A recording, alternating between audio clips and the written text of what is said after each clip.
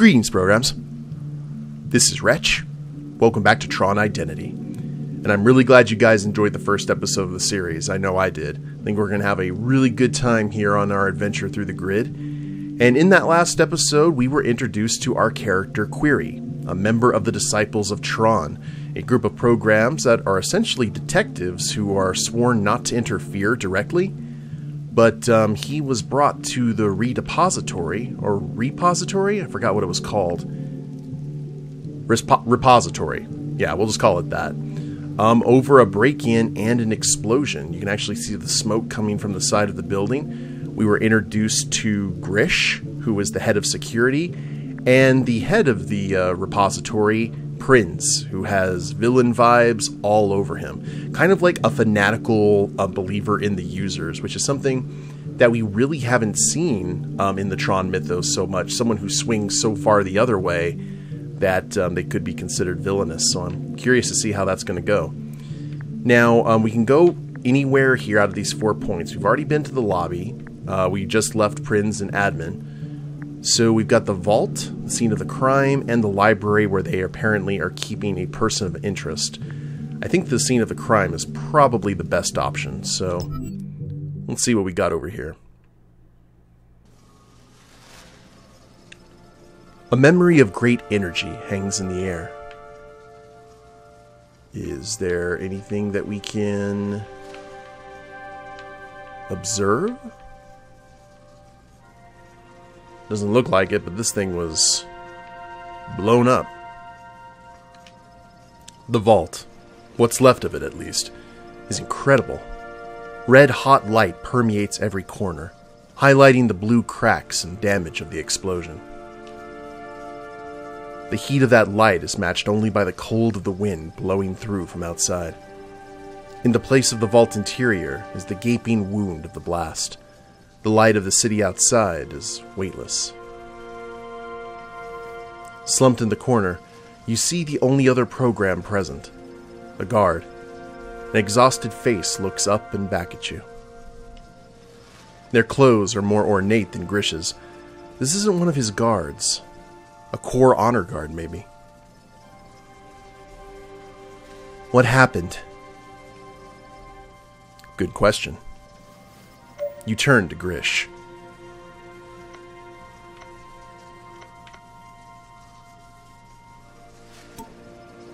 How do you think we should approach this?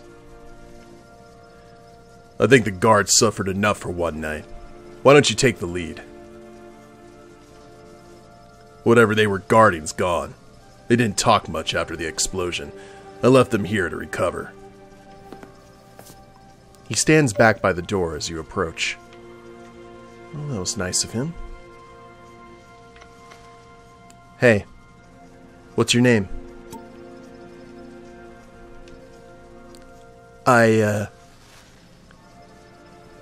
It's only now that you realize, looking at the guard, how young they are. Their hair and uniform are pretty messed up, but this guard isn't more than a kid. A kid left the guard something worth destroying this vault over. I'm Querry, a DOT. I'm here to help.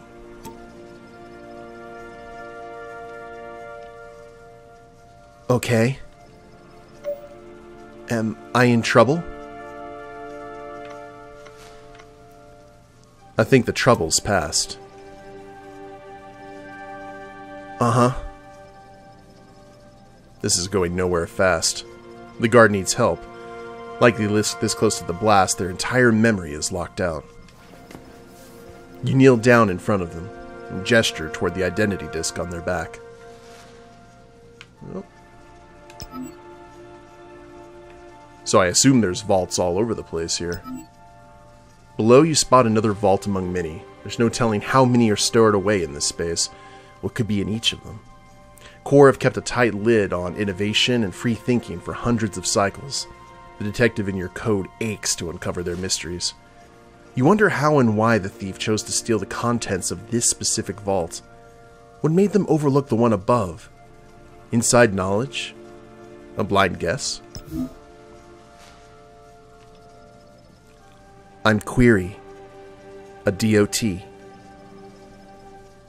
You said that already. I did. If you'll let me, I can skim your disk, help you put some of the details together, maybe start to figure out what happened here. Okay. They understand. You reach over, take their disk. Time to make some connections. Okay, clear 2 cards of the same value consecutively. And this is a little bit more complex than what we've seen before.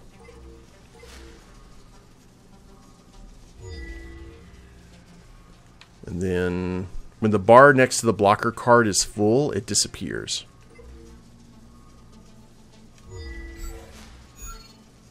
Oh. If you're lucky, blockers may turn a gap of 2 cards into a gap of 3. If you'd like to skip a defrag puzzle, you can do so from the pause screen. Oh, lovely. So we can actually just say, you know what, I'm not feeling it. So, let's see what happens here.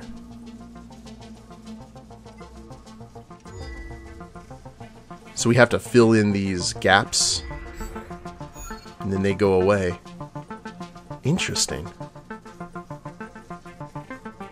So we gotta try and make it so...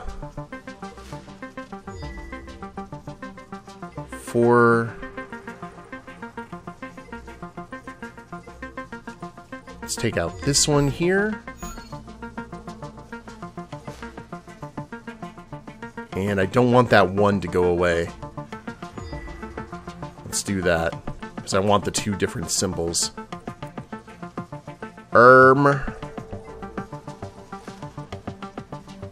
Let's go here, maybe? Oh, that actually works out in our favor.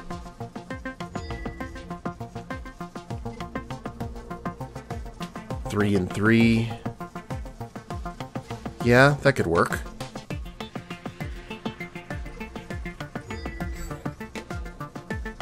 And then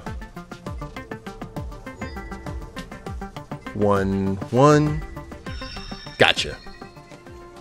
New location, vault. New error, blockers. New memory, distractions. Unblock achievement unlocked. You replace the disc on the guard's back. Unlocked Cass.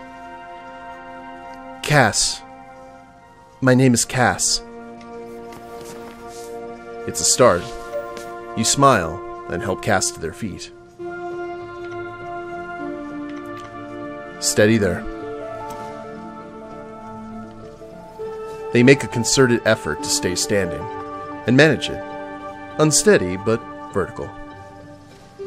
Thank you. It feels like the explosion just happened. Light and sound all around me. It was horrible. You look out at the gaping void of the vault and the city lights beyond. Do you remember anything else? Anything at all? Cass steps over to look over the city with you. I like Querry's kind of dark side posture. He always has his hands behind his back. Hold on one sec. That volume can get, like, really high very quickly. Okay, Cass steps over to look out over the city with you. Oh, like what? A program? Anyone else here before the explosion? Cass considers. I don't remember anyone. I was alone before it happened, I think. It's hazy. I'm trying to be helpful, I swear. It all just keeps slipping through my fingers. The explosion fried their memories. You'll need to come back, work through this with them. Your only witness barely remembers anything beyond their name. That's handy. Do you have any questions for me? 1. What's DOT? You chuckle. You've never been asked that before. Saying DOT tends to make programs less talkative, if anything.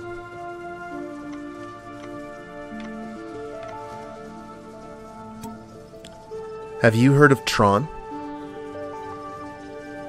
The program who fought for the users? Cass seems confused by their own question. Huh. A story I remember being told a long time ago. You smile. Yes, well, my order bases itself on his example, without the allegiance part. We believe in finding the truth, without fighting for any one side. Truth should exist outside of that. At least, that's what I was taught. Cass nods, solemnly. You walk back towards the door. Grish is waiting for you. Tough kid. Indeed. I've always admired the Core Honor Guard. Ruthlessly efficient. Best on the grid. You know Grish's respect. Not something you've seen much of tonight. You hope it's well placed. We should move on. He's right. It's time. Perhaps the prisoner in the library will have more to say. Well, we were able to help out Cass at least. Now, the prisoner was like a dignitary, weren't they? The library is vast. Distant platforms hang from the walls. The air is wet. The cold, white glow of the space dreamlike. Data tree for the founders. Oh god, it's DS9. And a viewing platform, so there are potentially two things or multiple things we can scan in these spaces. But it's the trees that make the grandest impression. Tall and old and impossibly complex. They curl and swirl and the energy falls before you. You've never seen anything like them before. Not at this scale. Grish leans conspiratorially towards you. This isn't a place I'm comfortable, program. Learn what you want to learn about the library. But remember, we're here so you can question the suspect. You go to correct him, but before you can, you're interrupted. You brought a friend, Grish. And we got some books, just out of like a Tron Legacy. Well, I guess Tron Legacy actually had real books in Flynn's lair. A program stands next to you, glowing white like the room around her. You enjoy my garden?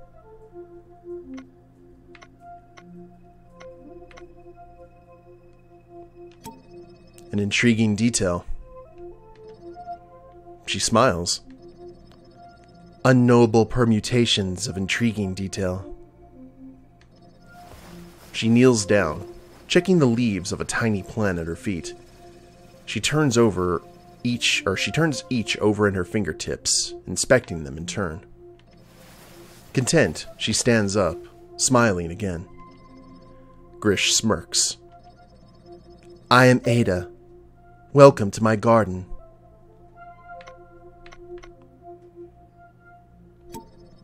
It's beautiful. A different smile. Something approaching pride. You have the sense she'd never admit as much, though. Thank you, Querry. This is the greatest library on the grid. It is the centerpiece of the repository, the very purpose of its existence. Before you lies the grand total of knowledge, from nearly 2,000 cycles of our society. From the founders to this moment, all of it, pristine. Ada walks over to a tree, grand and towering. She reaches out a hand, brushes a leaf, letting its energy fizzle at her touch. A crackle of utter sonic complexity. There's like the power water that they drink in the original Tron. You've seen trees before, I imagine. Of course. Do you know what they are? Can we check the codex? 8 programs. Viewing platform. Wait, hold on. We saw something about trees, right? Data trees. Data trees grow from sustained complex computation. They are the inevitable outcome of a world with broad exponential isomorphic output.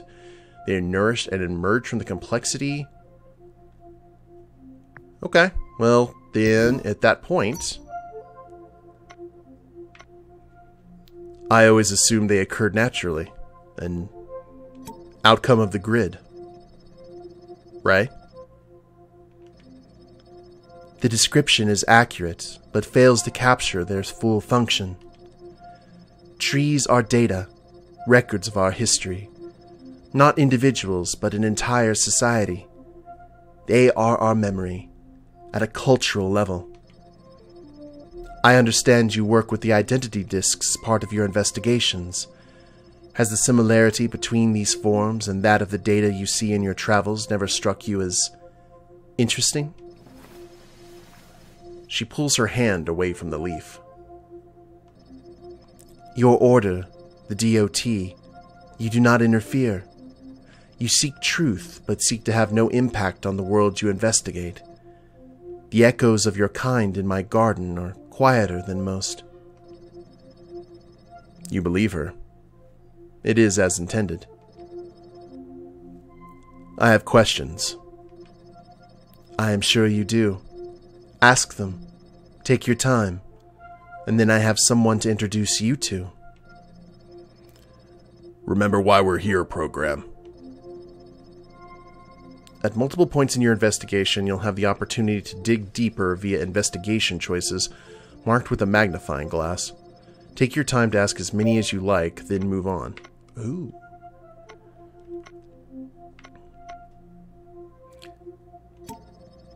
If trees occur naturally, why have a garden? She nods, respecting the question. It's one she's been asked before. The data of trees in the wild is rich. They capture all around them, but the noise is also chaotic, unguided, raucous even. In my library, I can cultivate the data, refine it, prune it. I can find the truth and preserve it for future generations.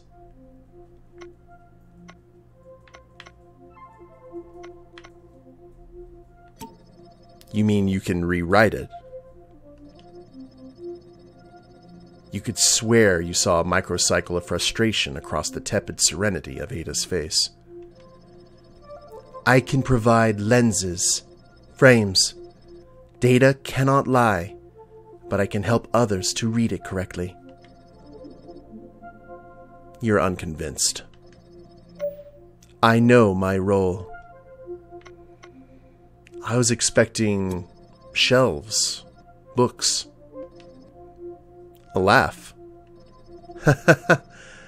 As with Prince's shelves of user entertainments? I don't blame you. So much of our world is contextualized via the users and their arcane and oblique practices. I've been speaking to my guest at length on the topic. It is an irony that they had to cut down their trees and transform them into books. Our method is lossless.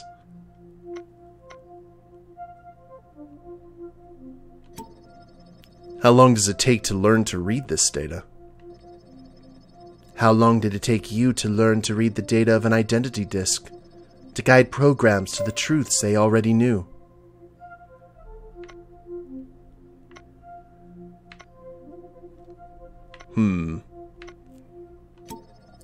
It takes many cycles to study, but you don't learn much before you find yourself in the field.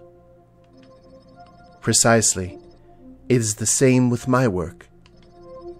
As with many things, the library has no value without the one who can use it. Any memory loss? She looks confused. There seems to be some of it going around, maybe linked to the explosion? No, nothing. Maybe we were insulated from the bulk of it. The trees blocked the storm. Not all of them survived, though. Some of my saplings, the recent and obscure, seem to have been shattered by the force of the explosion. I may be able to rebuild, replant, but I am sure we have lost a great deal. For someone who seems as professional as Ada, I'm sorry. A heavy pause. Ada holds back tears, but you note the subtle effort. It is a shame, but of course nowhere near the suffering my fellow programs have experienced. I hope you can help them. It is a blessing you are here tonight. Flynn be thanked. Well, let's move on then. As you wish. The librarian motions toward the center of the library. A platform juts out into the humid air. Ooh. Hold on. Looking around. Recon. Okay. Please follow me to the observation deck. You accept Grish's help. Oh, both of you. As you walk, she explains. I just love the fact that they have these little, like, comic book scenes. Under normal circumstances, this is a space of tranquility. The observation deck provides a place to mediate, to consider the knowledge collected here. To knock on the sky. Listen to the sound. Ah, a student of Flynn?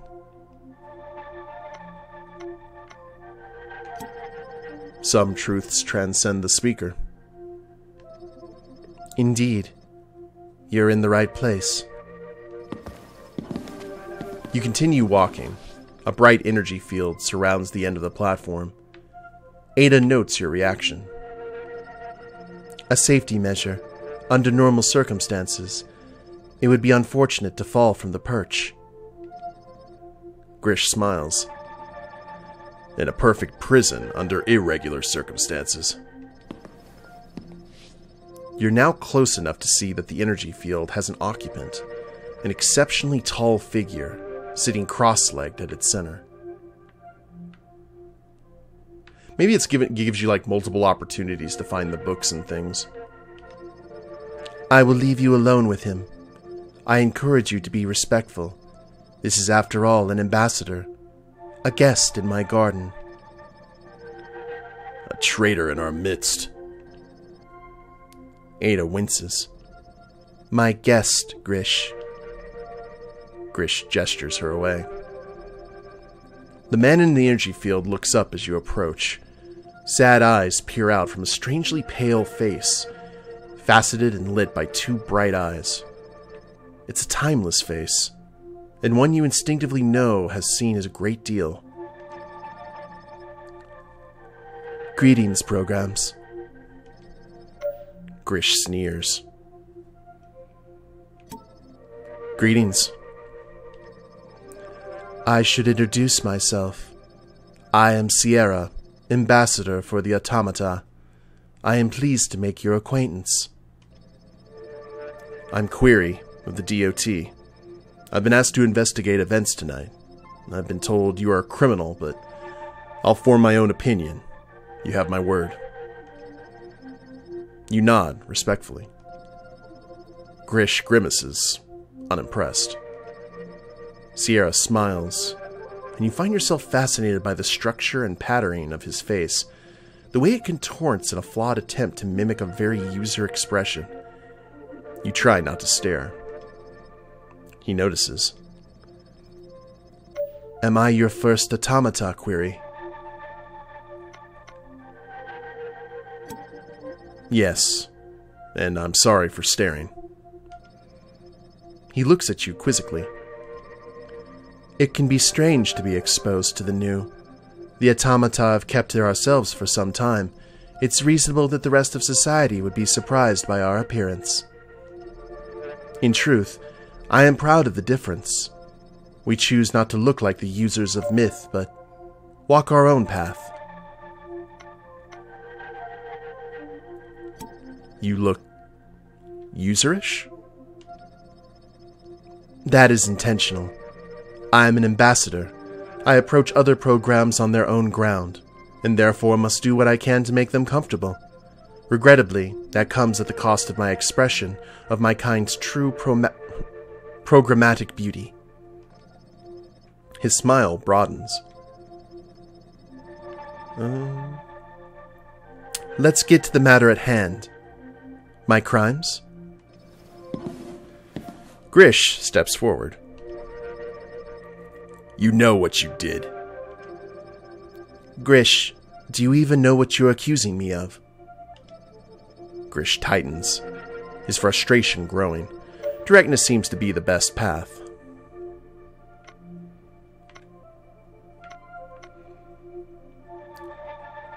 Did you cause the explosion, Sierra? Sierra smirks sarcastically. Of course I did. I did a little arson and then immediately made myself available to your friend and his charming team. Grish's fists tighten.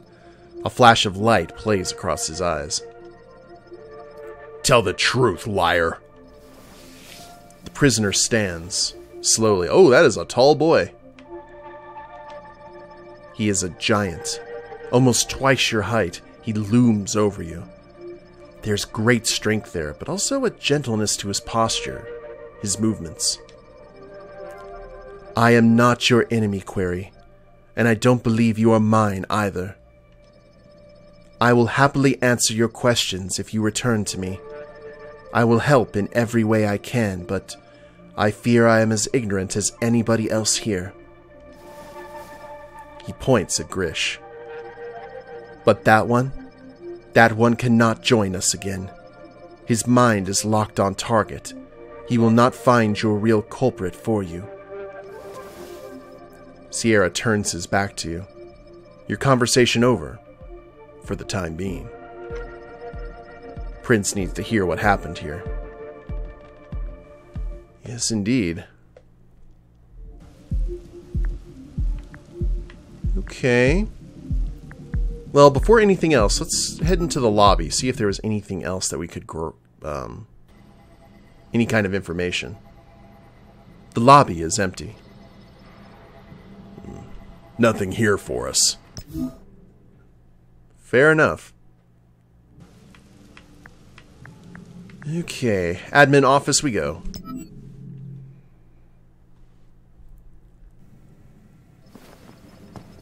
The office is still as grand and impressive as it was the last time you were here. You and Grish approach. A silent nod indicates that your colleague wants you to take the lead again. Prince stands at the window. As you approach, he turns. A smile of recognition. Welcome back, program.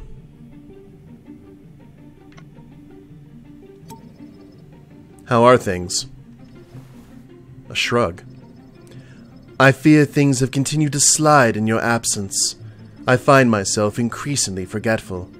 Some kind of lasting symptom of the explosion, you think?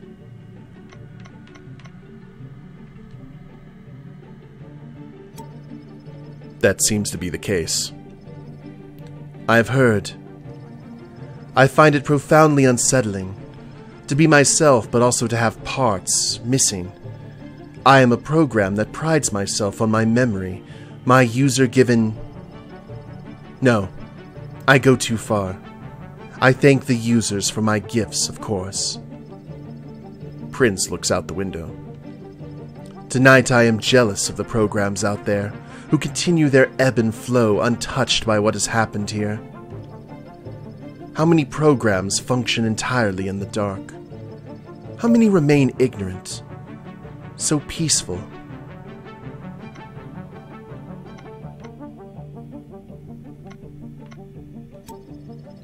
Then teach them. A smirk. And how would I do that?